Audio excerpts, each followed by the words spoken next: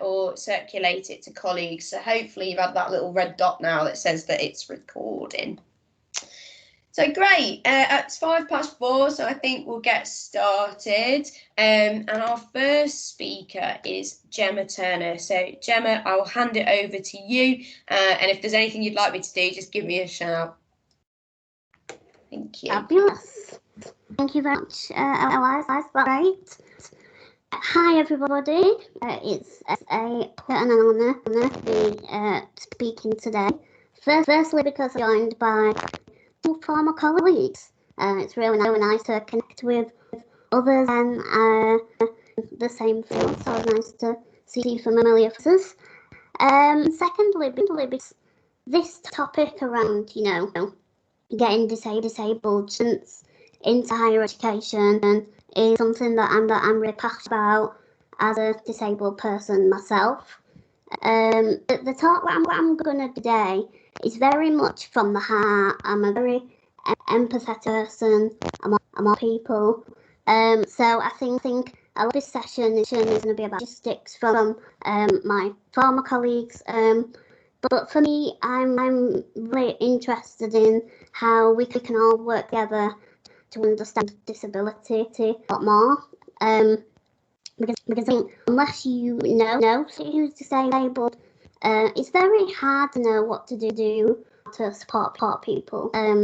So the first section of this chat, I'm going to talk about me going to university and how that felt, transitioning from college to University of Leeds. But we can bring that out to wherever disabled person goes. And then I'm gonna give my advice just from a disabled person's point of view about supporting disabled students. So I think I've gained a lot of experience and knowledge about and I've worked with a lot of CN carers, assistants in my time, and I'm really interested in how we can sort of work together to make students' experience as good as possible, really. So that's the plan, my section. So to start off with, I'll just introduce myself. I'm Gem. I'm a disabled blogger, consultant. Basically, what I do is talk about my life as a disabled person to other organisations. I just try and open up the conversation really about disability. Like I said, I think for me it's about opening up conversations. People often think that somebody with a physical ability, there's a lot of barriers which they do physically, but actually my biggest barrier is people's shoes and how they communicate. So that's what I do. I go and talk about my experiences and top tips on today. So that's a little bit about me. My experience transitioning from, in fact, I'll go back actually to talk about me and my disability. So I have a rare condition called brittle bones, which basically means bones very easy. And I think that's something that from a very young age I've had to sort of learn about my own disability. And I think when it comes to education and school always was something that I enjoyed, and I loved the people. But I found academic work a little difficult because I felt like I was still just learning life really throughout primary and then college.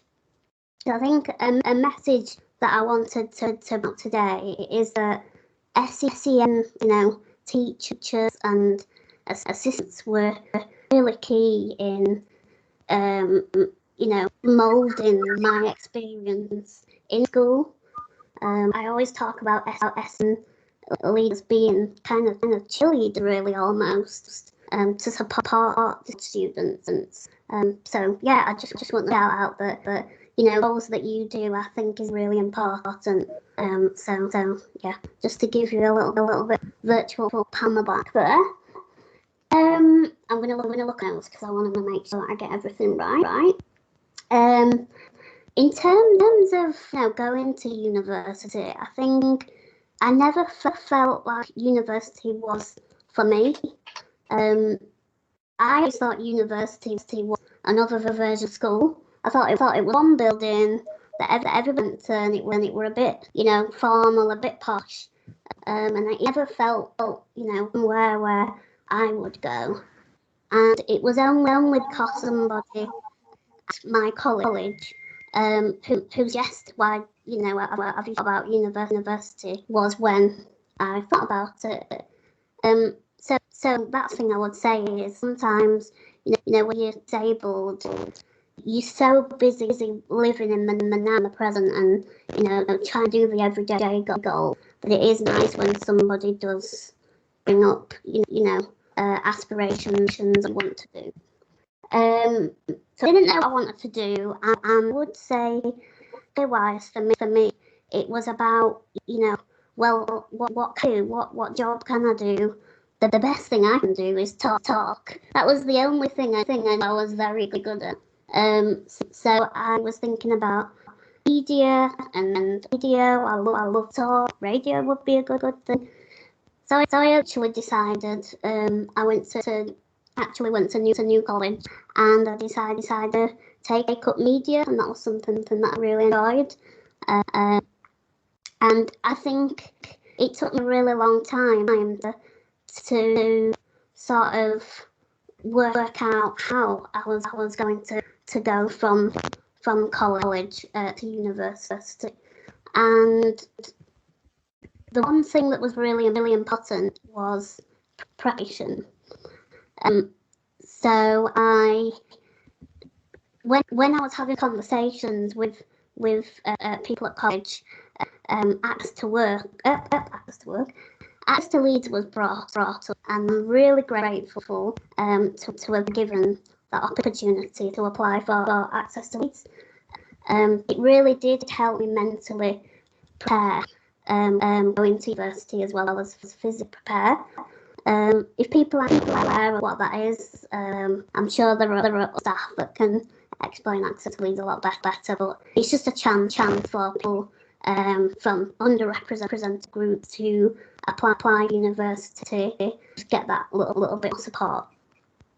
So transitioning wise, things that I did, I would say differently to my peers, was I went to Leeds campus very regularly to sort of familiar myself with the campus. I would go around and check all the accessible routes and see how I would get around. Something that was really important to me, to feel like I knew, to get around. Accommodation was another thing that I was quite apprehensive about, because to give you context, I'd never been to anyone's house other than, at primary school. I'd never been to anywhere on my own home. So I'd gone from that to going to live independently.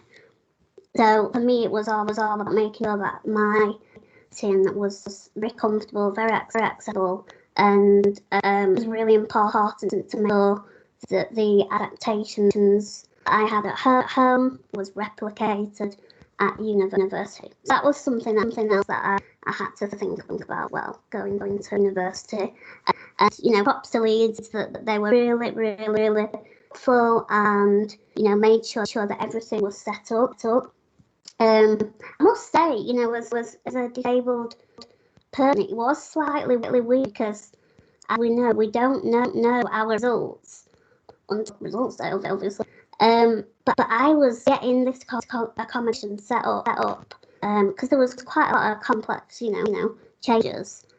So all throughout summer, I had no idea if I would actually get the results. So I just want to bring that up as well. So I was, as a teenager, I was thinking, wow, I hope I get that's one way to make sure somebody works hard.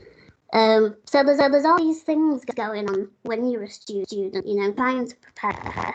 So I just want to do a little bit of backstory about that. What else did I do differently?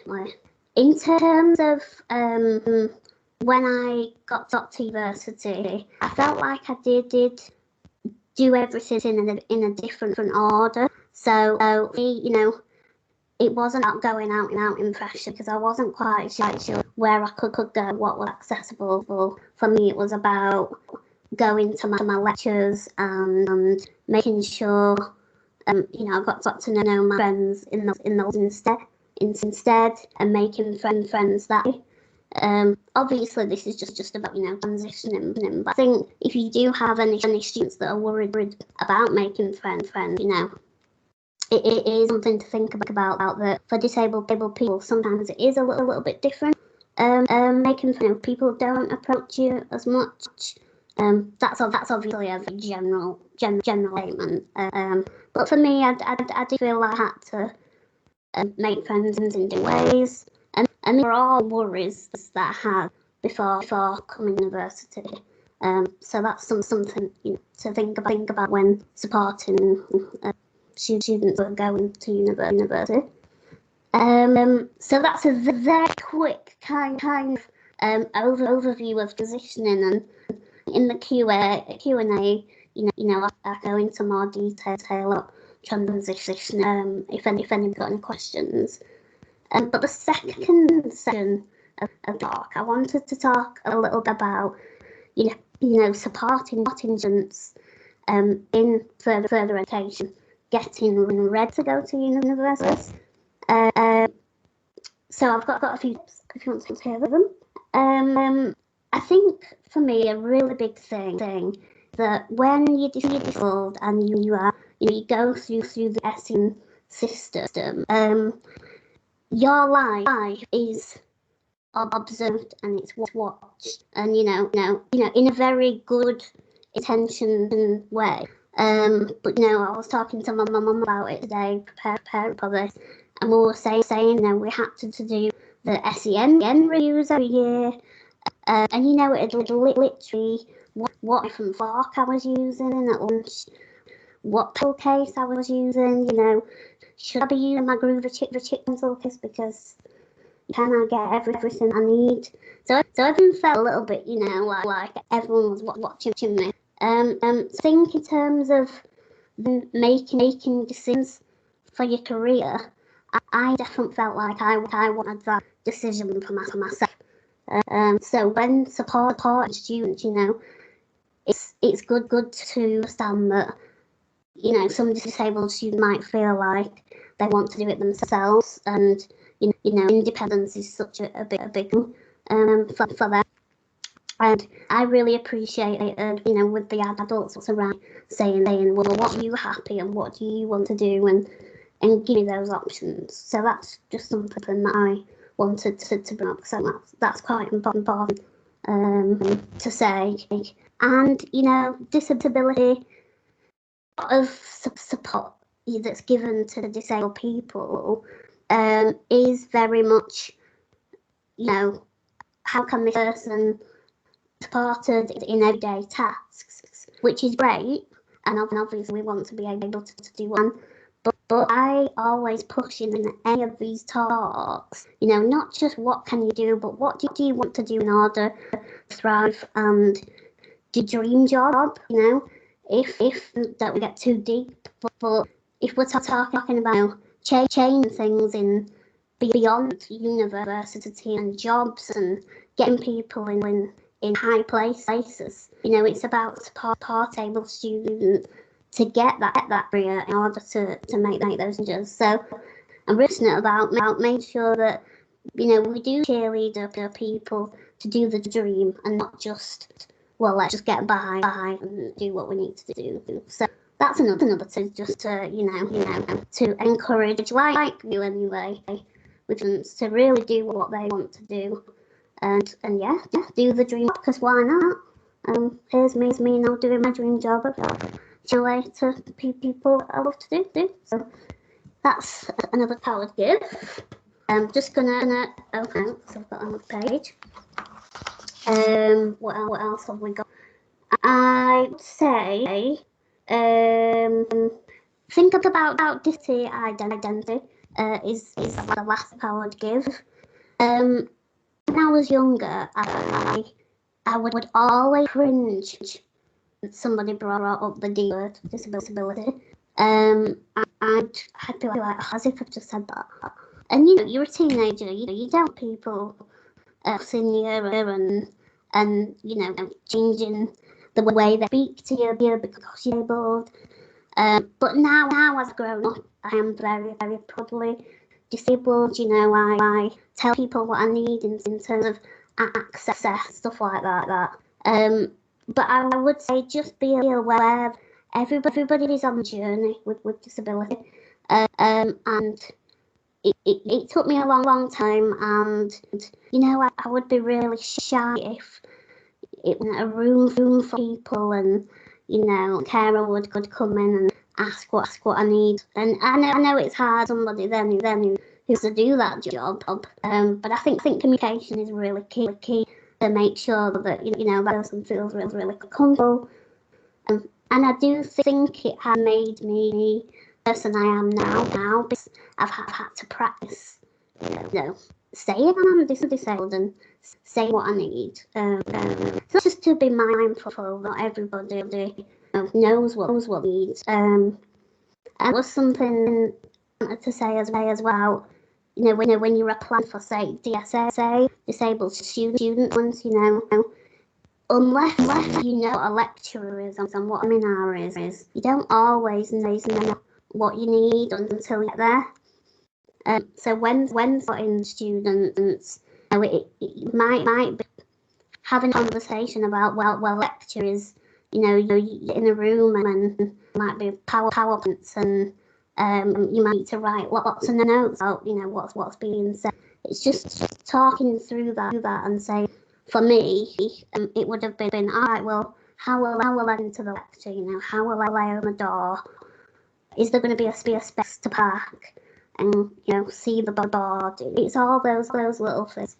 So yeah, I think I'm going to leave it there so I don't ram too much. But for me, education is about that communication, constant communication, and it's making sure that a student feels comfortable to express what they want, how they feel, and change their mind if they want to change their mind. Well, that's another thing because we're putting support in place. It can sometimes feel like that's it, that commitment. Just cheerleading students to what they want to, and push them to have the career that they want, to make change in their wider world. So I shall leave on that dramatic ending. But I'll answer any questions in the Q&A as well. But yeah, that's a little bit about me and some top tips. Thank you, Jem. Great stuff. Thank you. Okay.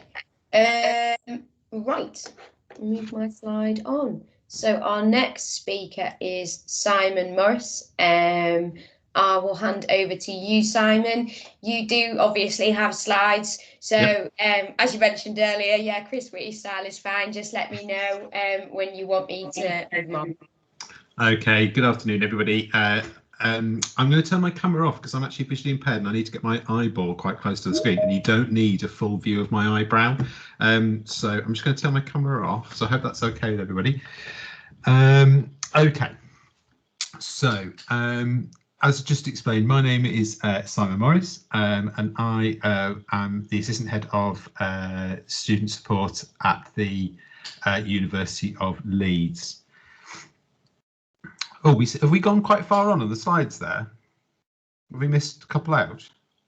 Oh, when I started putting them on, they moved themselves. So I'm what I can see is the defining disability slide.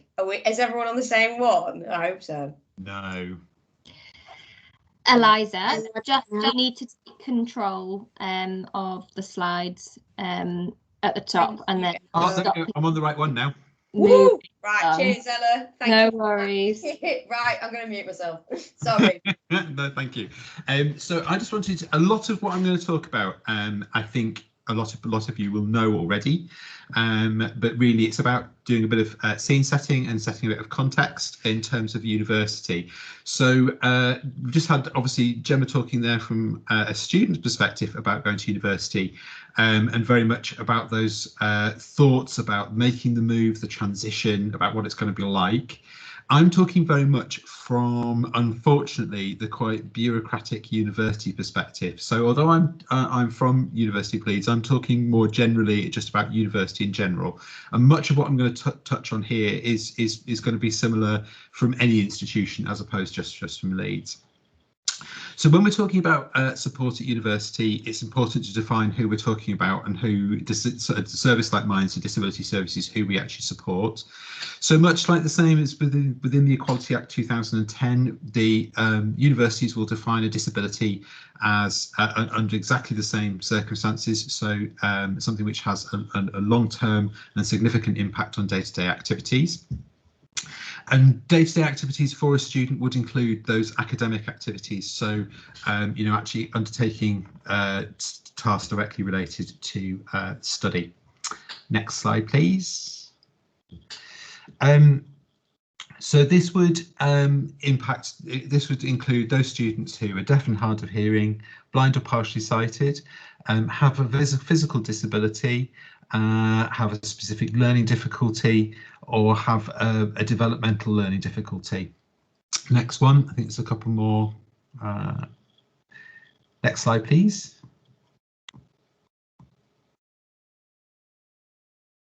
Oh, is it moved? Oh, there we go. Are on the autistic spectrum, have a mental health difficulty, and have a long-term health medical condition. What I would say is it's the long-term health conditions and mental health disabilities that many of our students wouldn't necessarily associate with being a disability. So they will quite often define themselves as being somebody who's experiencing a mental health condition or experiencing a long-term health condition, but not necessarily define themselves as being disabled. What we often talk to students about is forget what the service is called.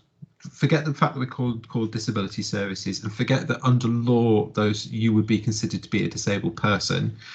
Just recognise the fact that you actually have some support needs, and we're the service where you go and get that support from.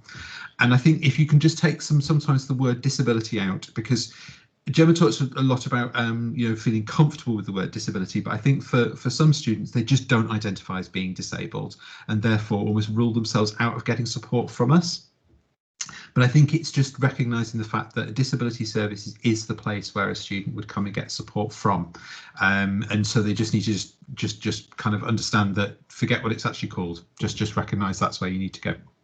Next slide, please. So support at university will come from 3 places. I think it's really important for students to recognise that when they have been potentially in school and in further education, support has probably come as one package where people have worked together to provide the support for students. And it's when students come to university where a lot of the separation starts to happen. So initially, support from the university will involve inclusive teaching practice and also general reasonable adjustments to support somebody's disability. In addition to that, students who qualify for standard UK student funding can also apply for something called Disabled Students Allowances. Many of you will be familiar with that. Disabled Students Allowances is a non-means tested element to student funding, and will pay for the cost of anything specialist, so anything that's required over and above standard university reasonable adjustments. But it will be a student's responsibility to apply for that and manage that as part of the student's general student finance application. So universities can help and support with that, but it will be that is down to the student to apply for that funding and to go through the associated assessments. And lastly, a number of students will be accessing support from external suppliers. So that can be from social services, social care providers and charities. So that can involve things like if a student requires personal care, for example, that will be provided by a third party. But also if a student requires anything like living skills, for example, so mobility support or learning routes to and from university or around university, transport support, a lot of that will come from external providers. And again, it is a student's responsibility to manage that and engage with those services. So a university will provide that kind of core academic support, but it's unlikely to provide and supply the personal care or any social care type support that a student might need. So there are a number of different strands, and this is part of the real difference. It will be the student who's at the centre and who will be the person that's actually controlling that. So it is being a disabled student is quite admin heavy. Okay, next slide, please. So disclosure and confidentiality. I can't stress enough about how important it is for students to disclose a disability. Even if they're not sure whether what they're experiencing is a disability, it is really important that they actually disclose that on their application form. My previous role, I worked with an FE, and a lot of my time was spent talking to my academic colleagues who were supporting students to fill in UCAS forms and who were actively advising students not to tick the disability box. And it was about talking to them about why it's so important. Ticking the disability box is the only way a university will know that a student is coming and potentially has a disability.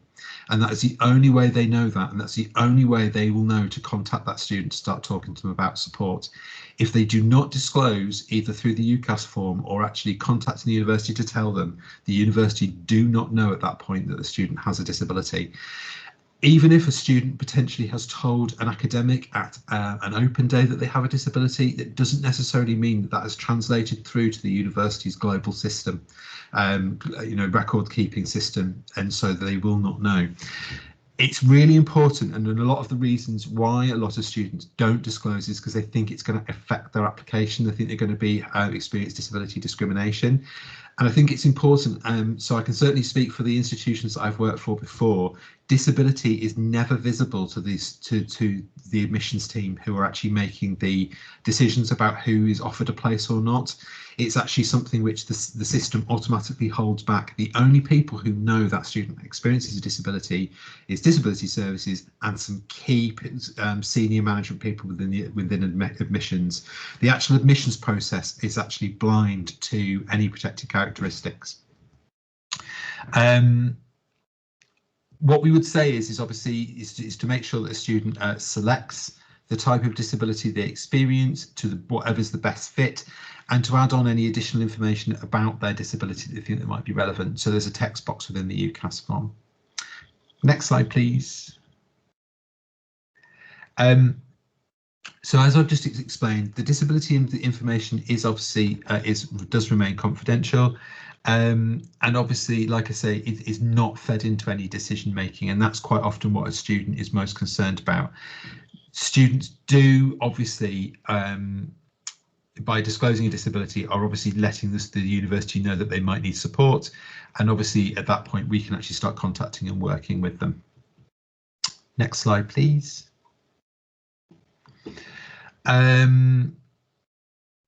What to tell universities. So we would really recommend that a student, if they disclose in their UCAS form, or if they choose not to, that they still contact the university's disability services. Now, this should be the universities that are on their UCAS form, so the ones they're actually thinking about going to. They might need to contact multiple universities. We'd certainly recommend they contact their top 3. And start talking to them and just sort of saying, hello, this is me, this is a disability I experience, and sort of letting them know about their previous support, so all the types of support they've had before. Also talking about previous exam arrangements, so have they had extra time, have they had breaks, have they had an amanuensis, have they had a reader? Because again, it's about the university then talking to the student about the types of support that might be available at university, because there is quite often a difference in what would be available in FE and what would be available in HE, and we need to start having that conversation about what the difference might be. And also talking about any other different types of support that the students had. So it might well be that they've had some mentoring support, they've actually had some one-to-one time with personal tutors, they've had support from a student support officer, they've had some quite heavy involvement from external agencies outside of college. So it's really important they're starting to have all of those conversations. Again, coming back to that confidentiality aspect, it's important to have those conversations, but knowing that they're doing that in a position of trust. So that is unlikely to have an impact on a decision about being offered a place, but it is about being really upfront and sort of having the conversation about the type of support they might need. Because if a student's support needs are quite complicated, it can take quite a long time to get all that set up and sorted out, especially if the student has an expectation that their support will be exactly how it was at college, but the university is saying to them it might be quite different. Next slide, please. So disabled students allowances. Now this is the funding which is available through student finance. So depending where the student is in the UK, so it, obviously for the West Yorkshire area, students will be applying to Student Finance England. They will be applying for their standard student funding, and within that application they can apply for disabled students allowances. Now this is a government grant. It sits alongside any other student finance. It does not have to be paid back, so it's not adding to any other student debt. What it doesn't do is provide students with any additional cash, but will pay for the cost of any support that they need above and beyond university reasonable adjustments. What support that disabled students allowances will pay for will be determined through a study needs assessment. So that will be determining what the student needs, and disabled students allowances will decide what they're going to pay for that, pay out of that. Next slide, please.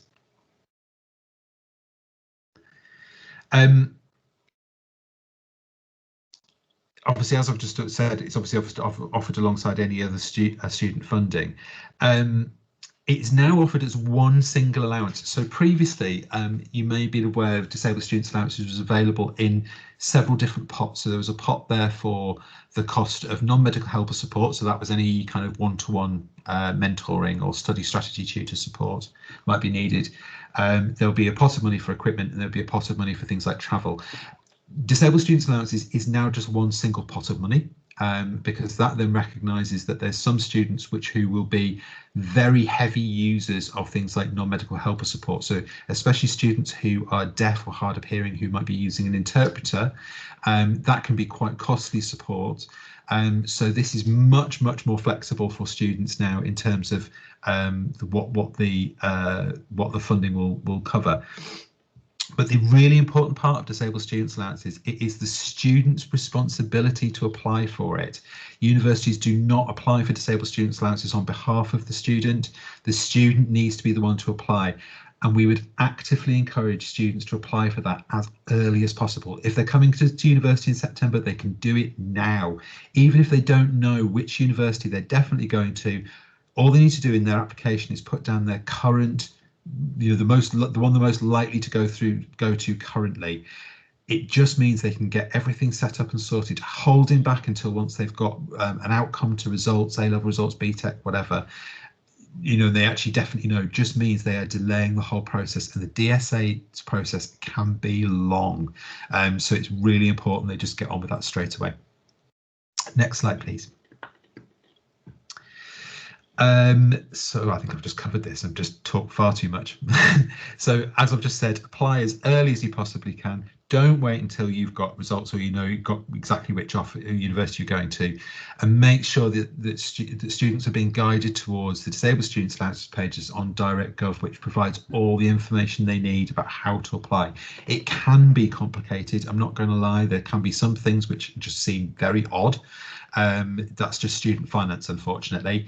Universities can help, very willing to help. So again, it's about students just seeking some advice from their most likely university about which one they're most likely to go to, and just say, this is what's going on. I'm not quite sure what I need to do next. But also, it's really important for students to, if they get a letter or if they get an email from student finance, they actually do something about it, or if they don't know what they need to do, that they actually ask somebody. Next slide, please.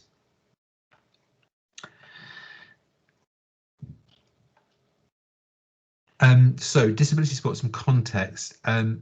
Most support services will be supporting many thousands of students. So for example, my service, we currently have just under 7,500 disabled students registered with us. We have just sent our email out to all the students who have applied through UCAS, who have made an application for September 21. That email went out to 3,189 students who have obviously indicated they're applying to Leeds and have disclosed disability. So we're dealing with a lot of students, and I think it's important that many of our students coming from FE recognise that they're actually coming from a potentially quite small environment to one where it's going to be quite big. And also that the staff actually supporting disabled students may not have the same relationship as they may have experienced within the FE environment. So unfortunately, there's the students we tend to obviously recognise the names of are those students who potentially we've had a lot to do with.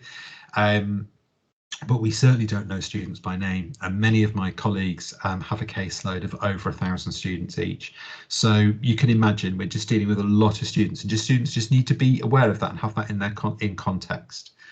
It's the students themselves that will be the primary point of contact, not a parent or supporter. So parents very often want to continue to be involved. They've often been involved throughout a student's school career and want to continue to be involved.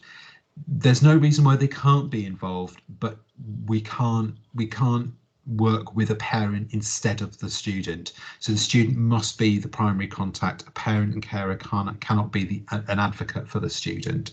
So it is about the student taking responsibility for that, but in a nice way, and we will support them. And support at university is likely to be different to how it was at school or at college. So students just need to be aware of that support won't necessarily be like for like. Next slide, please. There is a clear emphasis at university, and I think Gemma touched on this in what she was talking about. There's a clear emphasis about skill development and long-term goals. Our support is very much about talking to students and helping them recognise this is likely to be the last stop before employment. So it's very much about supporting students to be as independent as they possibly can. And we do recognise that students are coming from very different starting points. But at the same time, it's about they just need to understand that actually a lot of what we're trying to do is support them to develop their own independent working skills. University support is very much focused on the academic part of a student life. So again, students will often be presuming that they will get support to attend things like social events or perhaps visiting a supermarket for the first time. That isn't the support that we offer. We offer the support that they need for their academic setting. I mean, certainly my university, we do actually have a very small budget to support students with some very limited social activity, but our primary focus is on academic support, and that would be right across the HE sector. Next slide, please. So I've got some key takeaways there, and really this is about engaging early, make sure the university is aware via the UCAS form, apply for student finance and DSA as early as possible. I just cannot stress how important that is. Students need to be clear on all the steps that they need to take, and just really understand that if they get stuck or they get lost, then they need to come and talk to somebody. And it's about keeping in touch with the university, so making sure the university is aware of what's happening and what's going on for each student. So if they do have questions, they've got an opportunity to come and ask them. Next slide, please. I was asked to give a couple of scenarios, which I'm just going to run through quite briefly, and we can touch on these in the question and answer bit, because I'm just aware that I've been talking quite a long time. So I've got a scenario here where Beth has had an EHCP, so an educational healthcare plan. At school, it's identified that that she has a mental health difficulty, and also that she's obviously had some behavioural difficulties. She's encouraged to sign up with her university, and Beth provides the EHCP as confirmation that she needs support. She also provides a GP letter which states that she's been experiencing some low mood. Beth's mum is also very clear that on her understanding under the Equality Act that you know, the university must provide exactly the same support as Beth's had at college. Next slide, please.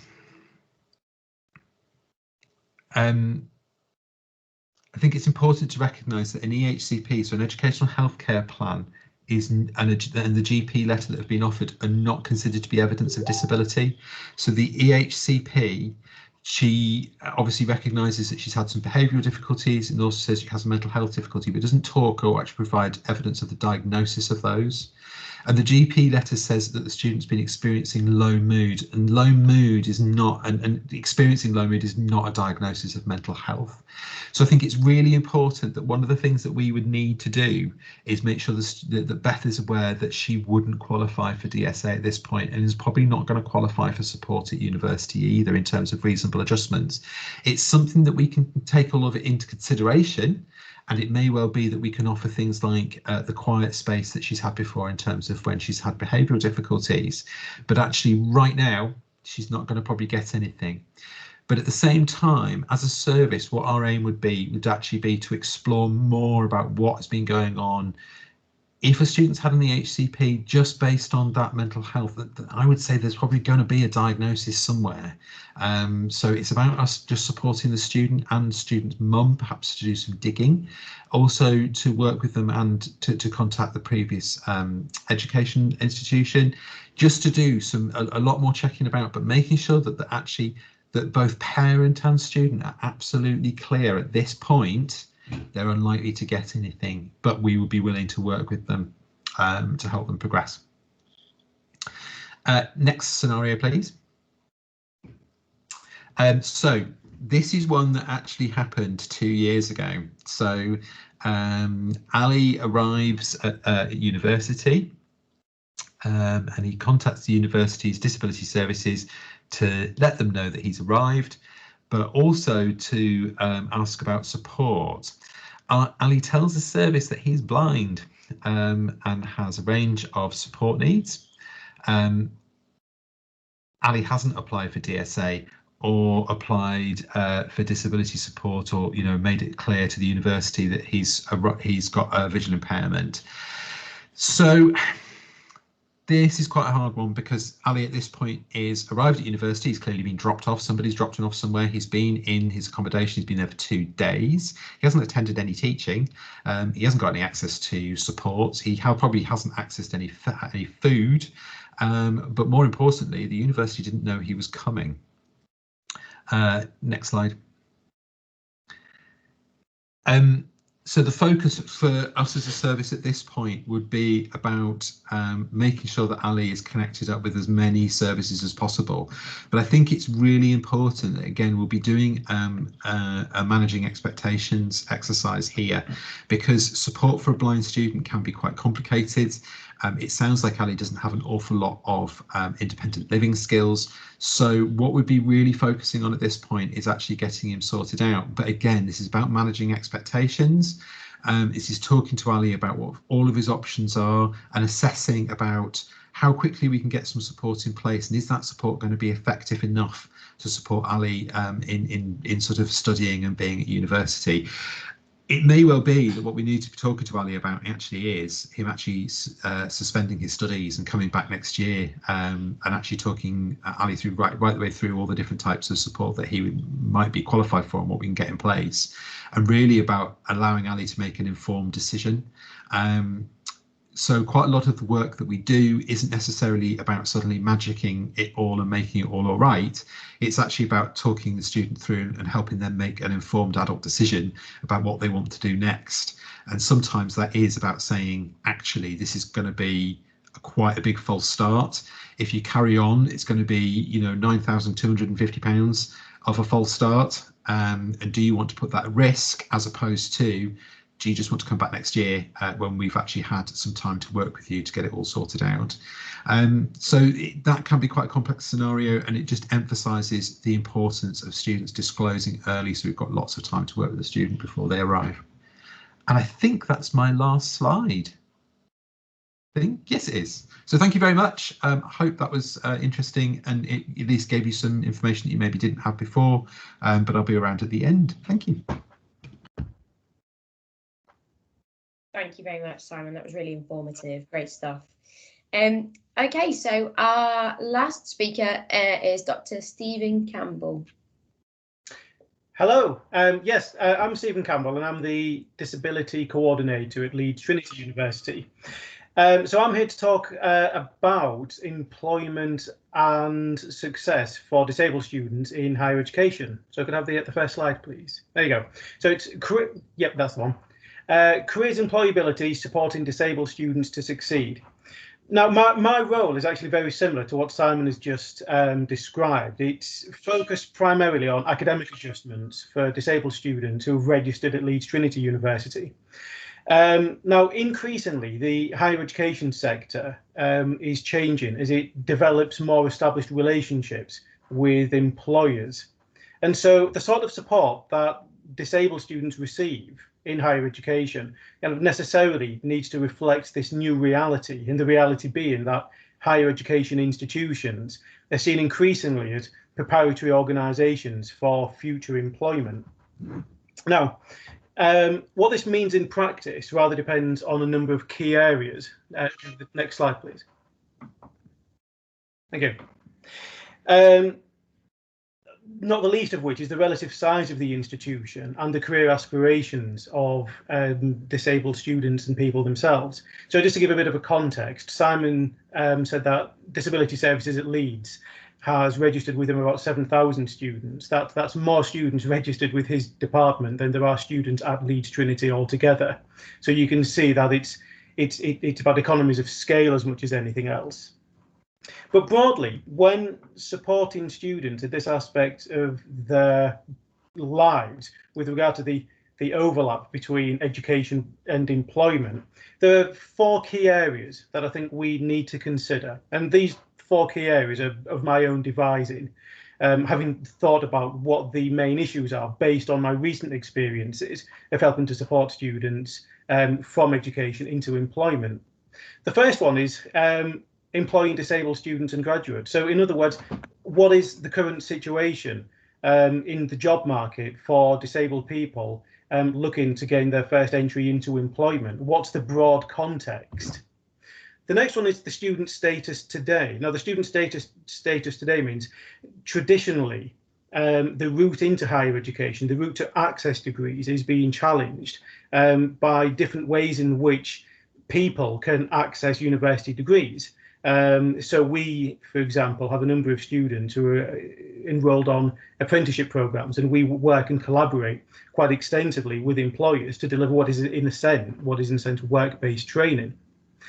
The next thing is establishing networks, because if we say that there is an estimated 15 to 20% of the student population will have a disability, then 15 to 20% of people wishing to enter the workplace after graduation are going to have a disability, which means that if a university is selling itself, as universities increasingly are, as organisations with work-based relevance, then how we help facilitate that work-based employability for people with disabilities depends very much on how we can negotiate student support beyond the remit of just disability services or academic adjustments.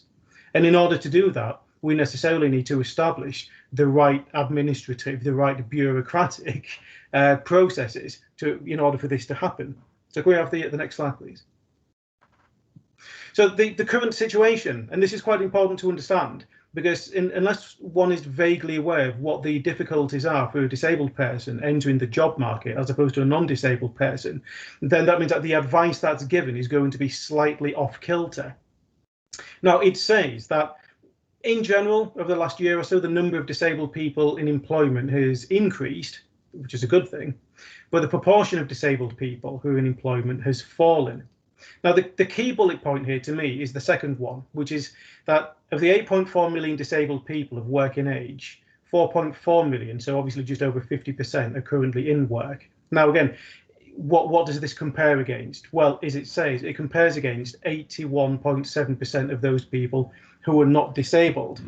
Now, this is quite alarming to me, because 81.7% difference is a statistical significance, and it indicates to me that the problems of disablement for certainly graduates entering the workplace is quite systemic. It's bordering on the discriminatory if we just take it at face value based on the statistics that we have presented to us by the government's own departments. So go to the next slide, please. Now, the current situation has continued, where it says disabled people in employment were more likely to be working part-time than those who are not disabled. But again, the other key issue, the other alarming issue, is again the second bullet point, which states that 16 to 24-year-olds are least likely to be in employment. Now, this is alarming because this is young adult graduate age. This is pretty much the age that we're dealing with here. And it's alarming because these are formative years in any young person's life. It's the time in their lives when they're making that transition from adolescence to slides are going all over the place right there. Sorry, somebody's taking control. I'm just going to take it back. That's okay. And work out where we were, Stephen. Sorry. Yeah. Currency. That was it. Yeah, there we go. Right. Thanks. Yeah. So the 16 to 24, it's part of the formative age of a young person. So to be a young person, you know, with a disability and even with high-level qualifications, if you know that you're heading into a sector where you are least likely to be employed, then that's going to have a profoundly adverse effect on the impact on that person's sense of self and their sense of self-worth. So one of the key areas about helping students, helping graduates to succeed in employment is at the very least understanding what the main difficulties are going to be with regard to a sector which is inherently, evidently, quite inaccessible. And so to understand the broader context of disability and employment should at the very least indicate the very vital importance of good empathetic advice that we give students, especially when it comes to supporting students to succeed. Next slide, please. So the question is, what do we mean by success? You know, what is this word succeed? And do we mean success is in the same way as a disabled person means success? Now, this is important because there needs to be a shared agreement on what the students' options are and what their objectives and goals are when it comes to entry to employment postgraduate, especially in relation to the very real risk that the advice that could be given either plays into their or your perceived limitations, or conversely, that they're encouraged to make decisions beyond their own ambitions. Now, much of this will depend on not just the understanding the broader context, but also what is the status of the student. So next slide, please. Now, the status of the student means what's been their entry into employment. Now, so when we think of students in higher education, we generally tend to default into thinking either traditional undergraduates or traditional postgraduates. So that's the 18-year-old straight from university, straight from college into university, spending 3 years undertaking a full-time program of study. That's what we think of a student. Now, that's still the majority, but as I said, this is increasingly being challenged. So at Leeds Trinity, for example, we have a number of students who are on apprenticeships. Now, this is essentially work-based learning, where we work with employers to provide training at degree level for their employers as part of their continuous professional development. And this is quite a growth area in higher education. Now, what we also provide our students with, all first and second year undergraduates at my university are given the option to do work-based vocational placements, irrespective of what course they're on. So even if a student was studying English literature or media studies, then the first and second year, term 3, is always dedicated to sending them off on placements. So because of the increasing number of students who are registering as disabled, then my role is gradually shifting into advising our placements team and our career services and employees themselves on how to go about, at the very least, thinking about work-based adjustments. And that is also transferring over to actual employers themselves who are providing students as work-based trainers. Now, I'll give you a case study example of how this has worked in practice. So next slide, please. A couple of years ago, the university, Leeds Trinity University, won the contract from West Yorkshire Police to provide training for all their new recruits. And the training comes in two specific qualifications: the police constable degree apprenticeship and the degree holder entry programme. So the first one is a 3-year apprenticeship for recruits who are training to be police officers but who don't have degrees. The DHEP, the degree holder entry programme, is a route aimed at existing graduates whose degrees in a subject other than policing. Now, when this project was being managed in its initial stages, nobody apart from myself and some of the people in student services anticipated that disability would be an issue. The reason being that I think there was a kind of a stereotype as to what certainly the police and other employees and academic staff thought disability actually was. Next slide, please. But what became apparent almost from day one, as soon as the first cohort of students or recruits, depending on what you want to call them, registered, was that disability suddenly became a big thing. The reason being that anybody who's worked in higher education disability support will know that certain students with certain disabilities gravitate towards certain courses. The reason being that vocational courses are popular with students with specific learning difficulties because they have, out of instinct or whatever, avoided an academic route to progression. But what we also found was that, yes, this was the case for West Yorkshire Police, particularly those who went in it through the apprenticeship scheme, but also those students who had other disabilities who had come from university. So example being that we have a few police recruits who had subsequently disclosed that they had autism. Now, this is the problem, as it became apparent to us, which is the autism could be supported academically. The autism, could be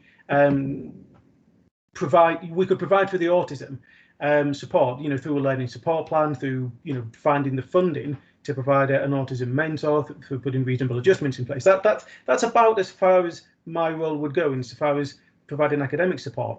But this was a social communication issue which was impacting on work-based training, and part of the work-based training was developing their communication skills on the job, which necessarily meant on the beat. And so the question then arose, and this is broadly applicable, not just to this one instance, but to degree apprenticeships, to students going on work placements, to students who just want work experience, and to other students who are doing course placements like PGCEs and counselling. Who takes ownership of the support in that context? Next slide, please. Is it the college or the university? Is it the employer or the employer's HR department? Is it the university or college's career service? Is it the academic department? Is it even an academic or a occupational health support?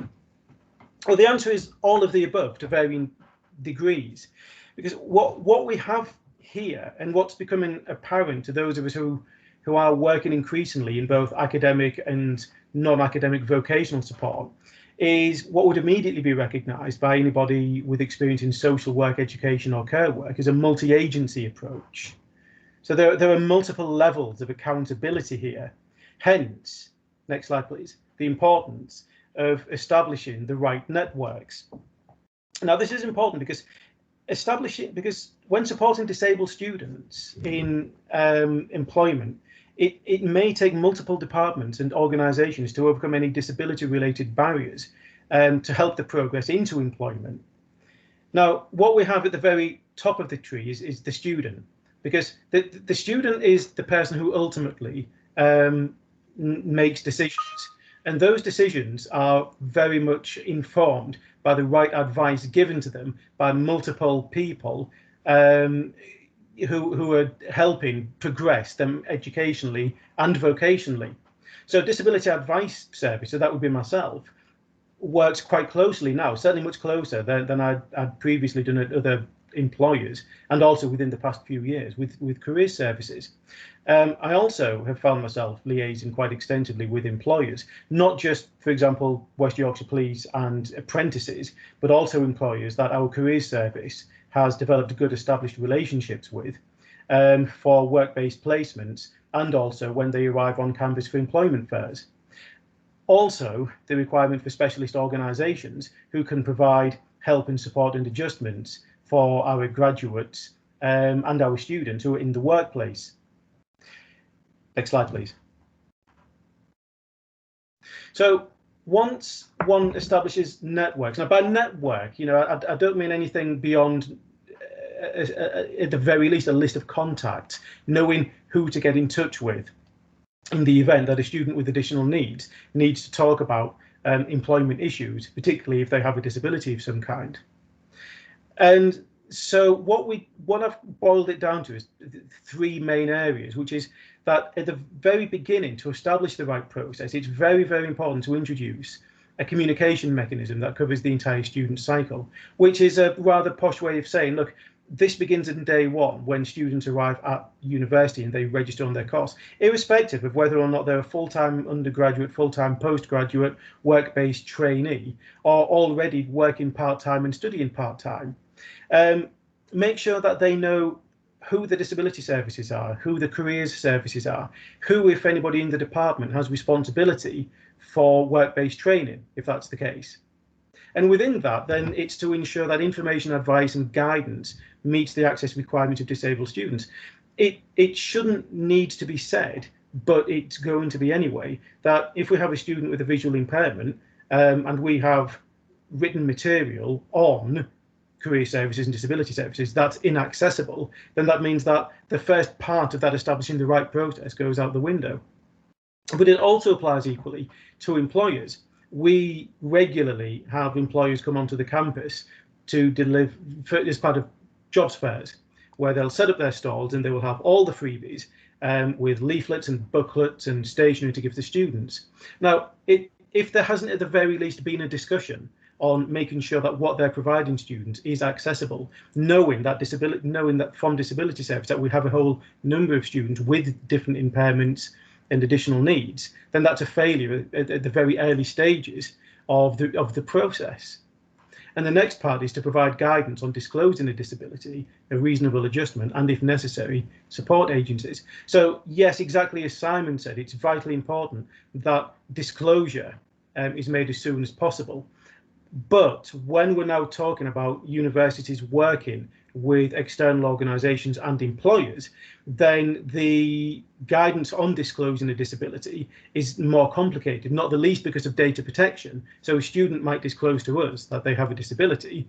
We'll put them in touch with a potential employer for work-based training or work experience, but it doesn't necessarily follow that we have their permission to share their disability or information about their disability. And it works both ways. So for the work-based trainees, their HR department might have a whole list of students who have declared a disability on their job application forms, but it doesn't necessarily follow that for the same reason that information gets transferred to student services. So establishing the networks and the process is a bureaucratic, burdensome process, is burdensome endeavour, but in the long run, it helps students and it helps smooth the transition into employment. Next slide, please.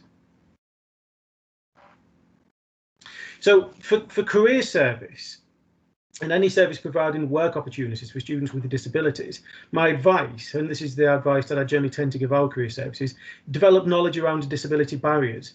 Now, the reason I say this is because based on experience, what generally tends to happen is if there's no formal understanding of disability and disablement, then the students who disclose a disability to a career service are doing so, but they're not getting the right sort of support or advice because it's reactive to the student's needs.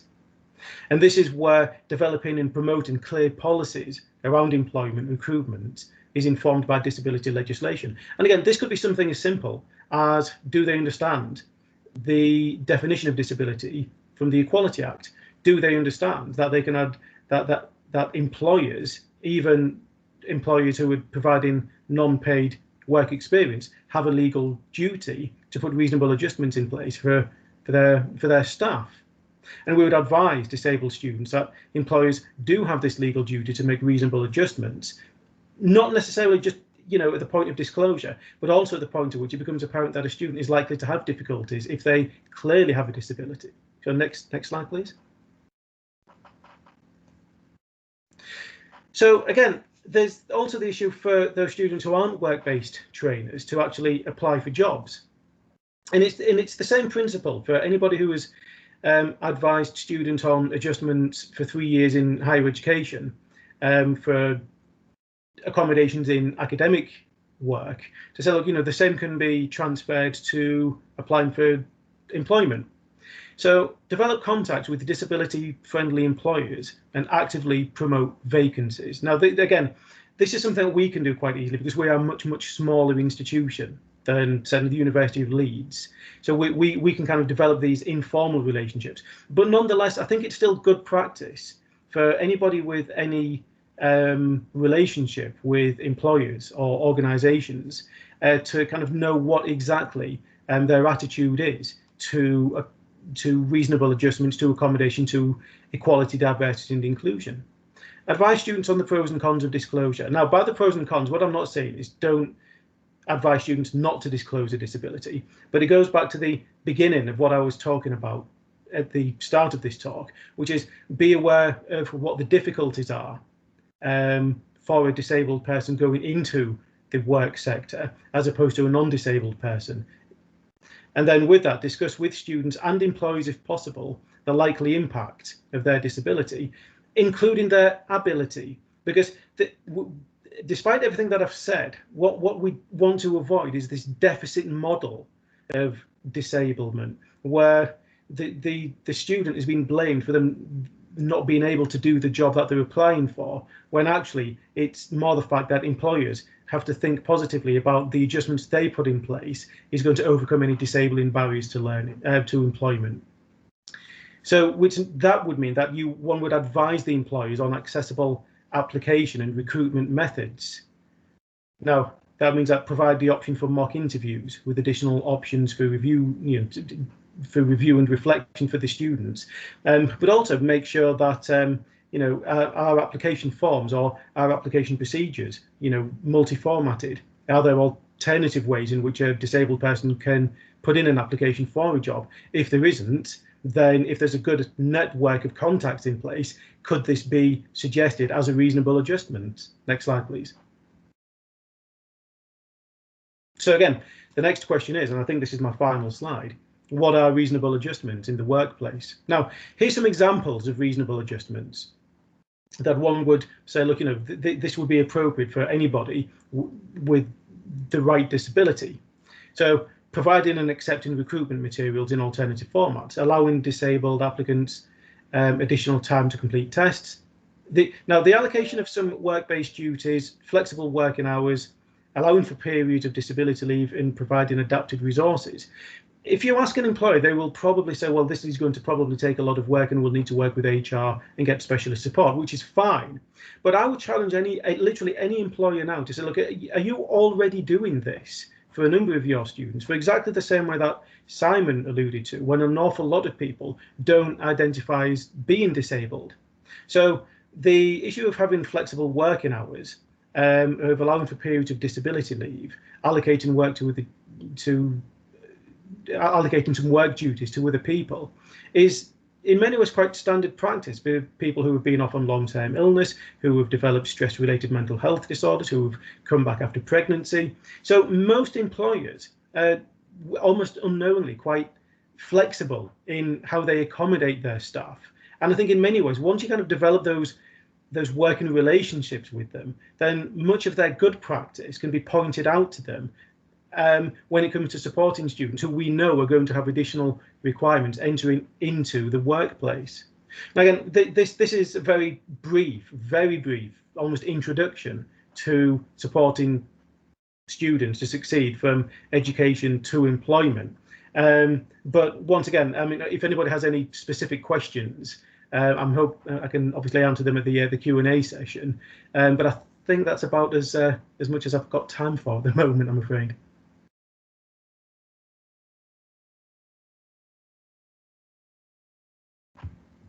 Lovely, thank you very much, Stephen. It was really interesting to get some further context on how things are at the moment and how that impacts on employability and career options for students. Okay, we are now going to move on to the Q&A. So about kind of 10-15 minutes for this. So I think what we'll do is, if anybody wants to ask a question, you can do it one of two ways. So you can either put it in the chat and I'll happily read them out, or you can click on the little smiley face at the top to raise your hand, unmute yourself, and you can ask a question. So I might be bold and stop presenting and invite the speakers to come back, and also Simon Wilson from Uni Centre Leeds, who is a HE Learning Support Officer there, to join us. Now I'm going to stop doing this so you can actually see people. There we go. Does anybody have a question to kick us off that they want to ask the panel?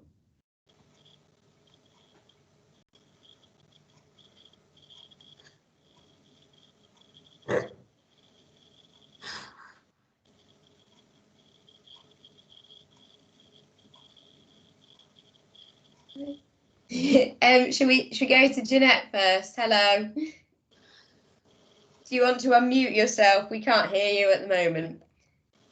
It's a classic, isn't it? Sorry, I never get this right. There's too many buttons to press. Right. So I work in further education.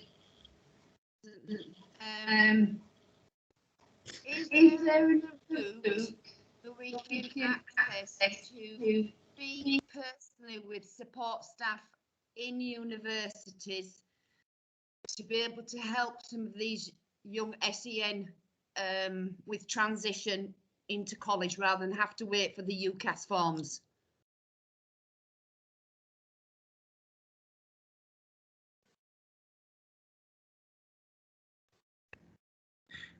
So I didn't quite get the beginning of the question. Sorry. I work in further education. I work with predominantly young autistic students, some who are thinking of moving on to university. Rather than wait for the UCAS forms to be filled out and sent off and applied for, is there a way that we can communicate at an earlier date in order to prepare them with some transition into the unknown? So I started answering your question and then realised I'd also put myself on mute. So I would say that disability services in any institution are open throughout the year, and a student can contact a disability services at any point. So before they put a UCAS application in, they can. We get quite often students who are just doing that first initial thinking about university will contact us. I think the challenge will often be, certainly, and my colleagues might have some input here, but I think the challenge can often be a student will want to know exactly the support that they will get. So they'll say, well, what will I get? And that can be a challenge, because obviously we would need to work with the student to fully understand which course they're going to do, and fully understand what their particular support needs are. But I would say any institution will have a disability services of some form or another, or a student services, and a student thinking about coming to university can make contact at any time. Thank you very much, Simon. Thank you.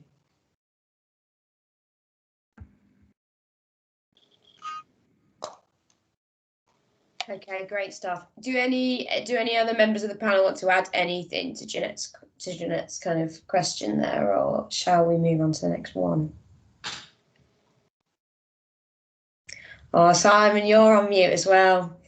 Right. There you go. One quick point would be just to reiterate that getting in touch with people as soon as possible.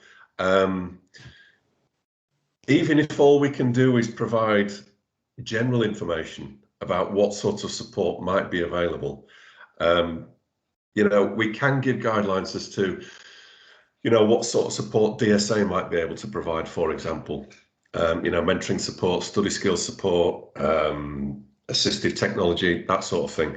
And that hopefully can give students enough clues as to, you know, they will get some support. And then obviously further, you know, as the students progress down that process, we can then provide a little bit more input, you know, helping them negotiate, shall we say, or navigate through the DSA process. And then obviously working out what support the institution can provide as well. Thank you. Thank you.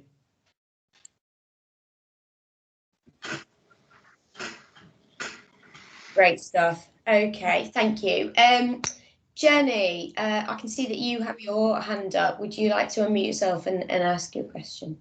Hi, just a couple of questions. Obviously, I know it will be different across different universities, but can you help applicants with actually completing the DSA form? Because I get a lot of kind of queries around, you know, how to fill it out correctly and things like that. Or is that beyond your capacity? No, we certainly can. To be perfectly honest, if a student is filling out their standard student finance form, however, there's two versions of a DSA form, a long and a short. Yeah. The short version is for those students who are also applying for their standard student finance, and the short version, the students might have some questions, but it's pretty hard to get wrong because it is a case of just a few short questions. But yeah, so I'm very aware that I seem to be jumping into all these answers. But yeah, certainly from my institution, a student could just contact us and just say, can I book a drop-in appointment to fill in my DSA form? And then secondly, what evidence is generally accepted by DSA for a student to be awarded it? Because lots of students I have obviously do have EHCPs, which aren't kind of recognised. So what is recognised? Is it EP report or? Depending on the disability, yeah, it needs to be something which clearly states a diagnosis. Yeah. So for a medical condition, that would be a GP letter, consultant letter from another medical professional that states what the diagnosis is, the length of time the student's been experiencing that diagnosis, or the projected, you know, length of time, and would detail some of the impacts. And for a specific learning difficulty, that would need to be a diagnostic assessment, so an educational psychologist report. Great, thank you. It's important to note, though, that DSA used to insist that educational psychologist reports had to be post-16. They will now accept pre-16. Yeah. But it must be from a recognised diagnostician. Okay, so they'll now accept and it's like an EP report that's been done whilst the student was pre-16. Yeah. Okay. And then if a student does need an EP report doing, is that something that the uni can help them to access? Depends on the university, which one. Yeah, just to interject here, I would answer yes from Leeds Trinity. Yeah, we do too. So, yeah, if a student needs an updated psychological assessment report for specific learning difficulties, then we would pay for it, no questions asked. But just kind of going back to your previous question about evidence, one thing that Disabled Students Allowance wouldn't accept would be what's called the Form 8. So that's the exam applications for adjustments for A-levels, for example. We often get these as evidence for dyslexia and disability.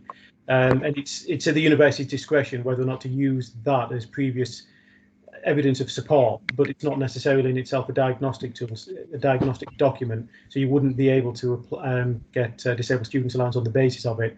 And that's the point at which we would then recommend an updated psychological assessment. Right, that's great, thank you. And just to point out, at Leeds, we're a bit meaner than Stephen and Simon. So we would direct students where they can get an educational psychologist report, and we also provide funding through our student financial support scheme, but a student would need to apply for that funding, and they would need to be assessed as whether they need, you know, they were eligible for the funding or not. So it isn't just as cut and dry for us. Yeah, I think it's worth pointing out some institutions will make a small charge to students. I've heard of some institutions would charge a student £50, say, and the other £250, £300 or whatever will be met by the institution. It really does depend on the institution. That's great, thank you. Lovely, thank you, Jenny. Joe, I can see you've got your hand up too. Would you like to unmute yourself and ask a question? Yeah, thank you very much. I have a student that has a diagnosis of autism, and his mum is asking me on a regular basis what additional support he's going to get. I'm bearing in mind what Simon said earlier about the support is focused on academic and not social. However, she's wanting to know things like, can we give him any transport support because of his diagnosis, he doesn't at university, he wants to travel, what mental health support he can get at university. So she's really interested in not so much the academic support, but what we can do to help him get there and get back, and what we can do to help him make sure that he's feeling settled and confident at staying at university, because she's really worried that if he has a meltdown, he's going to leave within the first week. Yeah, I'll have a go first then. The DSA does provide, the main thrust of DSA is usually things like assistive technology, study skills support, some mentoring support, and then printed paper and ink and heaven knows what else. But it's worth bearing in mind that they will look at things like travel support for those students that do have anxiety issues, for example, with public transport. So the DSA, you know, is fairly accommodating. So it will provide more than the obvious, shall we say, support for your students. My particular trouble with this parent is she refuses to fill in the Student Finance England application online with her child, and obviously I've explained to her on several occasions that the DSA forms part of the Student Finance England application online. She's wanting me to ask, is there any possibility that she could complete both forms paper-based? I believe you can still do them paper-based. Yeah, you can. If you follow the link that I put on my slides, which is the the gov.uk link, you can just go to gov.uk, type in the search bar disabled students allowances. The forms are there to be able to do. And if you're filling a standard student finance form alongside, it's important to remember though that even though you fill in the paper-based forms, everything will still be entered into the digital portal, and there'll still be a requirement to go into that digital portal to kind of look at information and update things. So it won't just because you fill it in paper-based doesn't mean it will then everything will be paper-based from there on in. Yeah, I particularly liked the comment about you will support students completing their DSA, because this is becoming a barrier to this student actually going to university now. And I don't want that to happen, because we've put a lot of effort and things into place to help him succeed. So if I do manage to get her to fill in the Student Finance England application paper-based, and he doesn't do his DSA, which he desperately needs to do, then obviously I am pleased to hear that some universities will support him to help complete the application. Yeah, I think it comes back to one of the things I put in my slides. The huge caveat with this is that when we're looking at things like travel support and travel training that might go alongside of that, They are all long-term strategies. Filling in the DSA form in September will not mean that the support is in place for October. Yeah, I have said that to Sarah Yeah. on occasions. I've been trying to encourage her to do it since he submitted his UCAS application. And especially when we're thinking about, you know, going back to one of the points that Gemma made about the importance of transition, that kind of having the DSA will consider having some of that training, you know, in the lead up towards coming to university. So certainly in the first 6 weeks towards coming to university, actually starting to do some of those travel routes, starting to practice some of that support. You know, they will be flexible and start thinking about that, but it's the lead up. It's all the things that are involved, because once you filled in the form, there's a needs assessment to do. There's a lot to do. So it's just so complicated, and especially if you've got a student who potentially and mum who's quite anxious, doing it in a nice steady way. But I do get the frustration that you potentially got, which is, you know, all this. And I'm trying to really encourage her to do it, but it's proving very difficult. Would you say that it would be wise for me to introduce her to somebody at the university that he's chosen to go to get support now and try and encourage her to do everything now? It can't hurt. Okay, thank you. Thanks very much for your answers. That's great. Thank you, Jo.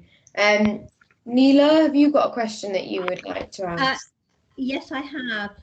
It's sort of going back to the previous question about the EP report, which is quite interesting that you're encouraging, well, you're accepting sort of pre-16. Now, I've worked for a local authority as an officer, a SEND officer, and some of these reports can be quite outdated. I mean, currently you would need a report within sort of 2 years.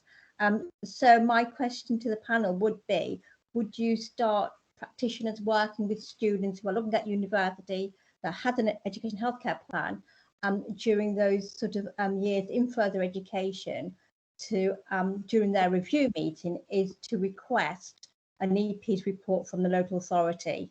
So that will be there. If that's done, that's there as evidence, particularly for those students that may not have a diagnosis or are currently going through a diagnosis, but they will have a valid, up-to-date EP report. Because quite often, with regard to statutory assessments for an education healthcare plan, it's one of the requirements to have an EP report, as you know, but it can be outdated as students progress in education because it's not necessarily updated.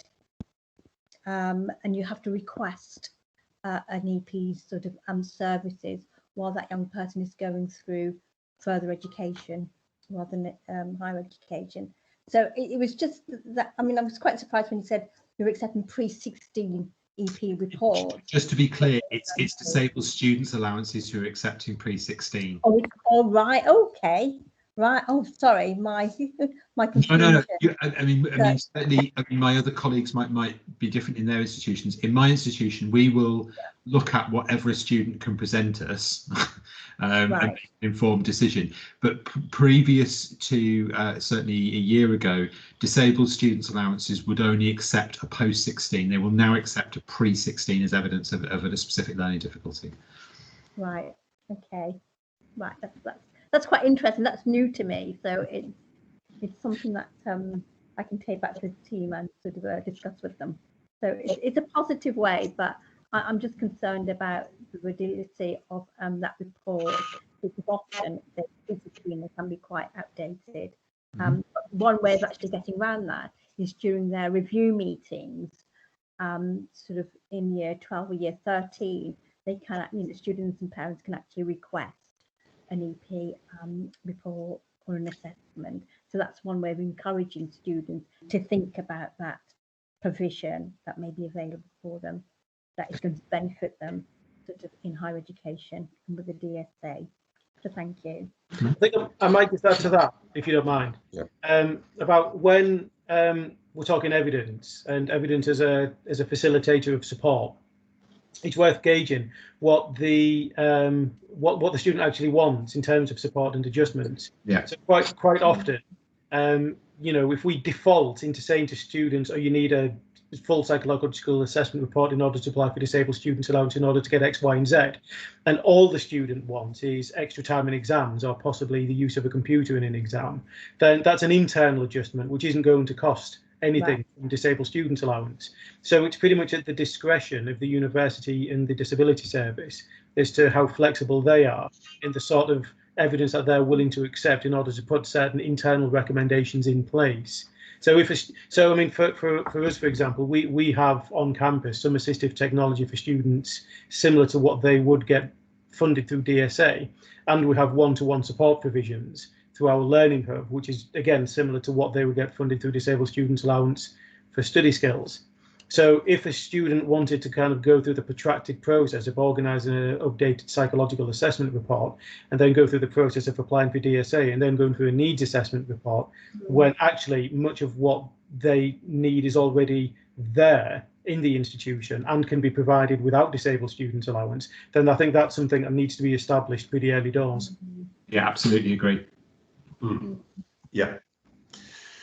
Can I just add one thing? If you are talking with students, during years 12 and 13 and looking at possibly getting assessments, if you have students that are on the spectrum or might be looking at a possible diagnosis of, say, ADHD, then those assessments, it would be worth having those discussions with whoever you can get to pay for those, because the waiting lists for NHS assessments is, well, I would imagine it's a bit of a postcode thing as well.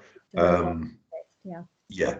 So obviously, given the length of time, the 14 to 16 weeks it takes DSA to be processed, and then you've got to worry about, 12 months or whatever it is for an autistic assessment as well. So yeah, if you can have those conversations with students years 12 and 13, kind of start those balls rolling, then yeah, definitely.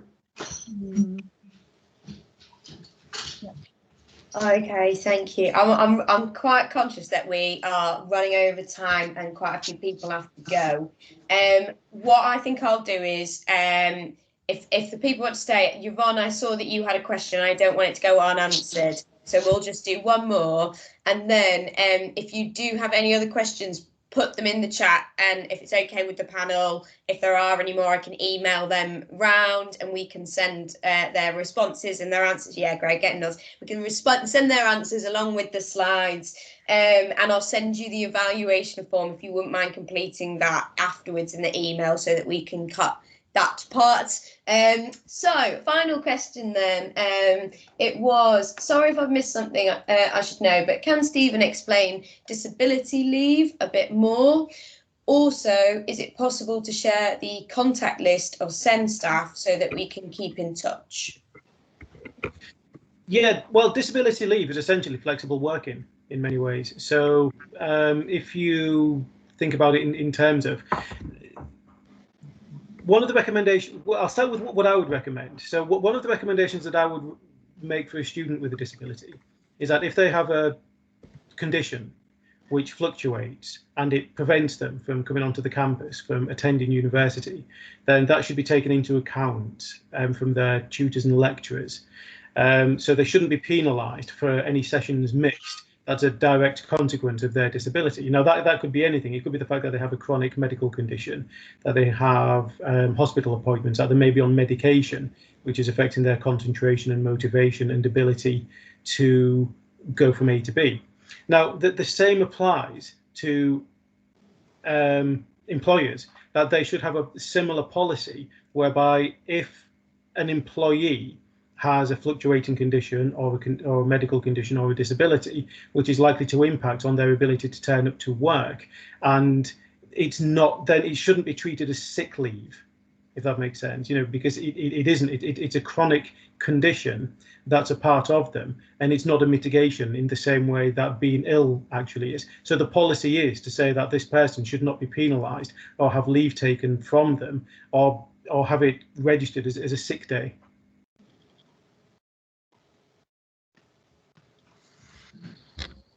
Lovely stuff. Thank you, Stephen. And So I'm just rereading the question that I read out. Yvonne, by send staff list, do you mean staff at universities, or do you mean staff in schools?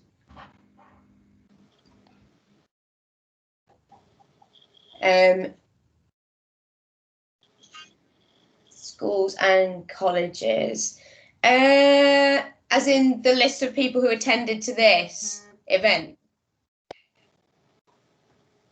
I'm not sure if I can do that really, due to kind of permissions and making GDPR with email addresses and things like that. But I can look into it for you. That's all right. Okay. No worries. Thank you very much. Thank you to Simon, Jem and Stephen. It's been great and really interesting hearing your presentations and getting so many questions and lots of interest and nice comments on the chat. So thank you, and thank you to all our attendees. And I'll be in touch via email just to follow up after the event with the slides and things. Lovely. Well, enjoy your evenings. Thanks very much. Thank you. Thank you. Bye. Thank you. Cheers. Bye-bye. Cheers. Thanks, Eliza. Yeah, thanks, guys. Yeah, thanks, everybody. Thank you.